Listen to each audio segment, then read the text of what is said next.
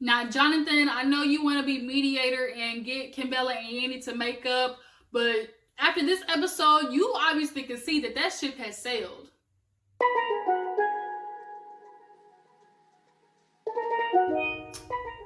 Hey, what's up, you guys? Your girl is back. We're going to be talking about Love and Hip Hop New York this time. I was able to knock out Miami earlier, but now I'm back after running some errands to talk about New York, you know, my birthplace, my stomping grounds. This video probably is going to be uploaded a little later on during the week because I did have to do it later on in the day, but I'm going to get it to you guys. I promise, you know, I'm always going to be there to talk to you about the all hot, juicy guys that we having on VH1. So let's get into the episode. Let's not waste no time. Actually, but before we get into that, have you hit that subscribe button? If you haven't, go ahead and subscribe to your girl's channel. You know, hit that like button as well since they right next to each other. Get into it, people. Get into it. Let's not waste no time. Let's talk about Love and Hip Hop New York. So basically, the episode opens up with Jonathan. We see Jonathan and his nephew have a really cute scene. We see, you know, him talking to Yandy and I guess a cousin or something. They met at like a pottery barn to discuss Jonathan wanting to raise money for his nephew. His nephew was born with like a joint disease, a muscular disease that keeps his joints fused together so they don't grow like at a normal rate that, you know, normal kids do. And so he's going to be basically at a stunning growth all his life. And so he is raising money to have a surgery done all the way in Spain because a doctor in Spain hit him up saying that he could do the surgery that nobody in the U.S. basically wants to do. All they're trying to do is amputate, you know, the poor kid's legs. And I feel so bad for that because I understand that battle with doctors and insurance claiming that they don't want to pay for it and cover it and all that shit, because I went through that battle when I was in high school. I was in a very bad car accident and I had physical therapy. I had a neck fusion surgery. Like, I went through the whole, you know, 9 yards with them trying to say that they weren't going to cover this and all that. So I just get it. I understand that battle. It's mentally draining and that kid is very strong for going through something, you know, that tough at such a young age. Actually, that might be something I do a video and upload to you guys about because that was such an integral part of my life. And I think you guys be interested, you know, into learning, you know, a little bit more about me. So sidebar, that's what I thought about. So maybe that's something I will upload for you guys later on, you know, maybe next week or something. But nonetheless, I'll just bring that up because I get it. And I can appreciate Jonathan wanting to raise money for his nephew so he doesn't just have to deal with that amputation and let that be the end all be all. But I mean, I've watched Botched plenty of times and I ain't gonna lie, when you go overseas, usually shit don't end right. Like, usually they come back with holes in their stomachs and, you know, moss growing out their goddamn nose or something like that. So I hope you've done the research and, you know, this is a very valid doctor, like, because I would not want, you know, anything to go horrible in that surgery. But Yandy's there, and you know Yandy loves to do a good fundraiser. She's good at raising the ducats. So she's like, let me put on a jump-a-thon. Plus, she always loves to make herself look good, and she's so philanthropic and stuff like that. Like, I don't F with Yandy as far as a personal level. I think she's manipulative. I think she's passive-aggressive. I don't think you can trust the hoe. But, you know, as far as being, you know, in the streets, you know, knocking the pavement when it comes to helping people and raising money, that's what the girl's good at. So I'm not going to knock her on that. So later on in the episode, they end up doing a jump-a-thon for, you know, Derek. So let's move on to Mr. Jim Jones. Mr. Jim Jones sees his mama. She has this good old podcast, and he visits her. We see her. Y'all, she's looking a little better. She's not as physicotic, you know, but she said in the past, physicotic, you know, or at least she's better at hiding it, at least this time. But she has some good old mean finger waves, you know, looking like somebody's Auntie Cherie.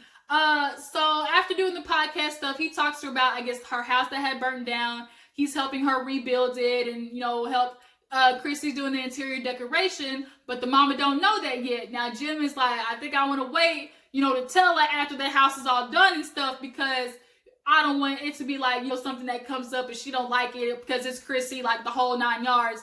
But I think that's a genius idea. Don't tell her it was Chrissy until that shit is done, okay? Because then she might go in there, be petty, throw the shit out, and then maybe mess it up on purpose. Like, because we all know from the past, Chrissy and his mama bump heads, okay? They are two alpha females that just do not get along at all. But the mother, with her house being burnt down and him having to rebuild it, like, Jim, he's trying to hurry to get that shit done because he probably staying at Chrissy's right now as we speak, because we all know his home got dang bought in the auction for $200-300. Like, Jim, how do you let that happen? Like right now, he gotta be staying at Chrissy's house, so he gotta go back to his mama home, and that's done, so he can go back on her little pull-out couch, cause obviously this nigga ain't got nowhere else to live. But you know, neither here nor there. Chrissy's gonna be doing the decoration for it. And we gonna see how that turns out. So let's get into Olivia, y'all. She's back and she wanted to talk to Yandy. She talks to Yandy about the whole Rich situation. You know, they catch up and Yandy fills Olivia in on how Kimbella basically reunited with Chrissy and she's good. And she's like, how are you friends with somebody who literally mollywopped you across the world and had your push showing, you know, on national TV, Brazilian waxed and all? Like, how do you allow that to happen? And Olivia's confused too. And then, you know, Olivia fills her in like she's engaged now. Olivia had a mean ring. Her ring was bad. Whoever got it for her, you know, tall, dark, and handsome, that little chocolatey dreadhead. We don't know who he is because Olivia's like he wants to stay out the limelight. He's not really into the whole, you know, social media and being out for the public type stuff. So I can appreciate that. I'm glad she knows how to keep, you know, the disconnect between TV and her personal life. But nonetheless, she's like, I got this situation with Rich because that man owed me some money. And Yandy's like, what? She's like, yeah, owe me $160,000. And Yandy was like, no, not Rich. Like, I can't see him doing that to you. She's like, girl, no. And I've been trying to reach him with my lawyers. And she's like, all I gotta do is talk to him and get it together. She was like, I just blew up on him the last time. But when it comes to trying to get him, I ain't got no address. I ain't got no phone number. Like, he's basically like a ghost in the wind. Like, you can't find him. He makes sure he don't stay at one location for too long. Rich moved like a drug dealer, basically. And I'm starting to think after seeing he got arrested this year for child support, that's probably why he was moving like that in the dark, because he don't want his baby mamas to catch him, you know, to get that back child support that he owed. But, you know, Yandy basically said, like, look, you need to talk to him and figure this stuff out because y'all were too good of friends, you know, for something like this to split y'all up. And Yandy agrees. And Olivia agrees that she needs to talk to him and get it done. So speaking of Rich goes to see his mama, right? Because the mama is the bookkeeper. She keeps everything in regards to the money, his bookings, all that types of stuff. So he's like, if anybody would know if I owe Olivia some ducats, it would be his mother. So he goes in there, sees her, he fills her in on how he walked into the studio one day and an old friend popped up and he's like, guess who it is? And he's like, Olivia. And she's like, no. He's like, yeah. And guess what Olivia's saying? She says, I stole from her. Immediately, the mom's head turns in circles like, what you mean? Like, you stole from her. Don't you mean that she owe you some money? Like, I kept all the books. Like, she's saying that basically Rich fronted all the money for her career, covered, you know, I guess studio time and concerts and everything. She's saying that Olivia owe him a lot of money, okay? And I don't know how we're going to decide the whole factor of who owes who. But Rich is over the fact that Cisco, here he is, popping up again, doing the same old bullshit, like causing trouble for Rich. He don't understand why Cisco is constantly after him. And later on, the Creep Squad reunites to try and figure that out. But nonetheless, we need to talk about the music industry real quick. Now, from what I know of it and what little research I do, there's always this battle between, like, I did music with you and owning the rights to the song and who legally has, you know, the residuals and all that type of stuff. Now, Olivia, you might have did some music with this man. You might have dropped a verse on there. But for Rich, his point of view is, well, I own the song, so the money should come back to me. Like, it's my song. Now, for Olivia, it's like, well, F that. Like, I did a verse. Like, morally, as if I'm your homegirl, I'm your sister, like, dang, you ain't gonna cut me a check for doing the work for you. He's probably pulling that P. Diddy type stuff. Like, people in the past used to complain about how P. Diddy would basically work his artist dry and still take all the money. Like, he probably pulled that. And ethically, and, you know, business-wise, he might be in the right. But morally, it's fucked up if she did do that little work and you can't pay her. But he's saying, you know, even though he didn't pay her for the song, he allowed her to go out on tours and make money off of performing the song. So if that's the case, too, I do think that's fair. But I guess that in their conversation, we'll see the details more of what happened. So, they do the jump-a-thon for Derek. You know, Jonathan was slightly messy. He couldn't help himself because Kimbella showed up, Yandy showed up, a blast from the past. Samaya showed up looking like a good old Versace curtain. She tried to show everybody, bitch, I'm a millionaire. I made money, okay? Now, we all remember the last time we saw Samaya. she was living in goddamn attic where the bats and the air ducts be at. Like, girl was sleeping next to a bat cave because she was broke as a joke. Like, on an air mattress. Like, I couldn't imagine being in somebody's goddamn attic for the life of me. I know that had to be a hard struggle, but it is good to see this girl make something out of herself. She's a part of that whole, like, you know, green tea, fit tea movement that we see on IG all the time, the slim tea stuff. And she's made her money doing that. And so she walks in, obviously not ready to do no jump roping, but she came looking like $1,000,000, and Jonathan's happy to see her. Everybody's happy to see her. She looks good. But Kimbella shows up, and immediately Jonathan's like, oh, you know, can you make up with Yandy? Like, this is so, like, you guys should be able to be friends and stuff. And Kimbella's like, she can say hi to me. And so he kind of inches his way over to Yandy, trying to get her to be like, come over. And Yandy peeped it from the beginning. She's like, no, Jonathan, I'm not doing it. I already see where this is going. Like, we already know we both don't F with each other. So, like, why go there? I'm not doing it. So, I'm glad both of them were on the grown woman-ish, because, Jonathan, you would have been mad if the conversation started going left and then the hoes started yelling at each other in front of the kids. But honestly, that would have been your fault, because you put the two bitches together already knowing that they don't like each other. Like, can you not be messy for one episode? Like, of all places too, like your nephew's fundraiser, that's where you want the shit to pop off. But I mean, Chrissy, he did talk to Chrissy earlier in the episode too, as well as Kimbella after he tried to explain his point of view. And Chrissy, he tried to tell her, you know, he wanted her to come, but Chrissy's like, look, I can't ruin my peace being in the same room as Yandy, because if the bitch talks sideways, I'm gonna deck her in the eye. Basically, is what Chrissy, where she's at this point. But she's like, I'll give you a check. So ultimately, they raised $96,000, and that's a good, you know, money front for the beginning of their surgery. And it's very great to see, you know, that's where what they were able to do. So there's a little scene where Jim Jones and Chrissy talk. Basically, he says, you know, he's deciding whether he wants to tell the mama that she did it. And Chrissy's like, I'm gonna let you make that decision. You know, it's up to her. It's up to you. You know, even though we gonna get along. You know, I'm glad to be doing it and stuff like that. Yada yada. Them two are like old dinosaurs. They're boring. But then let's talk about the Creep Squad, okay? So Rich gets with Peter Guns because usually he's the mediator in these situations. We've seen every time that Rich and Cisco have gotten together, the shit ends foul, okay? But nonetheless, you know, he fills Peter in on Cisco running the mouth, yapping his gums that apparently he stole from Olivia. And Peter's like, damn, Cisco, not again. Like, come on, bruh. So he's like ready to get back to it. And so speaking of Peter, did y'all hear he's supposed to be the new host of Cheaters? Like, if there was ever a world that somebody's supposed to be the host of Cheaters, like, how are you, the person who is notorious for cheating, gonna go out there and catch people and try to tell them they wrong for cheating? Like, bruh, the pot caught in the kettle black, huh? But I guess you need some income, because what, you got like 10, 11 kids? Like, shoot, I know you need the money, because your ass, like, is broke. I know your ass is broke. But I mean, get your hustle on, man, Peter. I mean, it is what it is. If you can do it, then shoot, I'll tune in to see what you say. But you know, Cisco come in, he look about 10, 15 pounds lighter. That little beer belly he had in the beginning ain't there no more. And he figured out a way to stop wearing the same damn sweater in 6 different colors. People be saying Cisco is cute. I'm sorry, he looks like a jelly bean head to me. I feel like if he lost maybe like 10, 15 more pounds and then got a stylist, like he might be a little something. But nonetheless, he sits down and Rich wastes no time talking about Cisco. Like, you back at it, bruh. Like, you need to make this make sense to me. Why is Olivia saying that you told her I stole money from her? He's like, man, come on. You know I didn't say nothing like that. You know, regardless of us getting disagreements, you know, over females and stuff, that's that. But this is business. You know, I would never do nothing like that.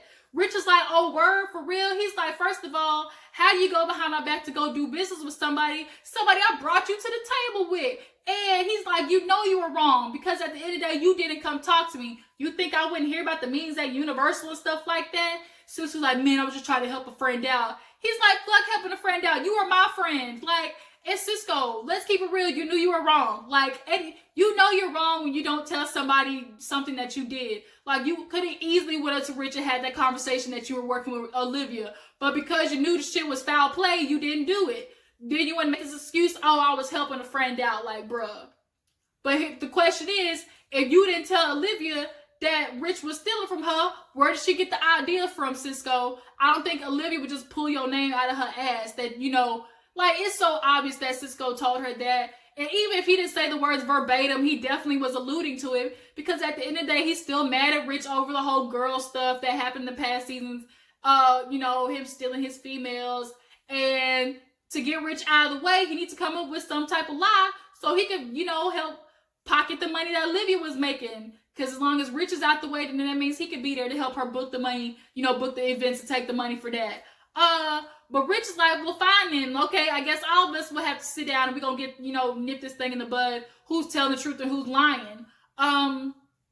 So then after that, we see Jonathan decides he wants to do like a little pajama night, a little lingerie party to give thanks to ladies for the whole fundraiser thing. So everybody's there, and Yandy and Kimbella. Kimbella shows up last, looking hella thick with 3 C's, y'all.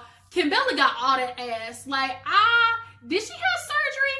Like, I think she had surgery, but then, like, she started having kids on top of that. So, like, it's just, like, fat on top of, on top of silicone, I guess.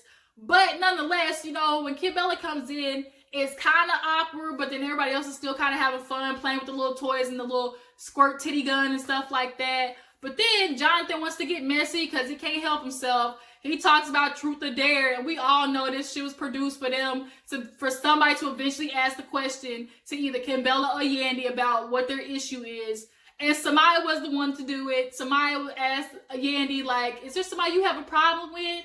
And Kimbella's sitting there waiting for her to say something. But at the end, like, Kimbella finally just broke the silence, like, yeah, look, we all know I got the issue. Yandy, what my issue with you is how you betrayed me. Chrissy fought me. You knew that shit was gonna happen. And Yandy was like, girl, do you not remember I tried to help you? And they did the flashback, and we all saw the flashback. This is the one time I'm gonna let Yandy slide and say, Kimbella, girl, you're wrong. The flashback blatantly showed Yandy jumping in front of Chrissy before she tapped that ass. Like, there is no stopping Chrissy. Like, girl, have you seen Chrissy? And then secondly, you said, if it was you, you would have jumped in and fought her for her. What did you expect Yandy to do with big ass Chrissy? Like, what did you really expect her to do? She just watched her drag you across the floor and expose your whole cooch to the world. Yandy didn't want none of that. She did not want none of that. So she did what she could. Like, bitch, I can stick my arm out for you, but I can't jump in the fight. Sorry, girl. I'm gonna have to let you, duke that one out on your own. But I don't think it's that fight. I get Chrissy, like, Kimbella, you want to be stuck in that fight.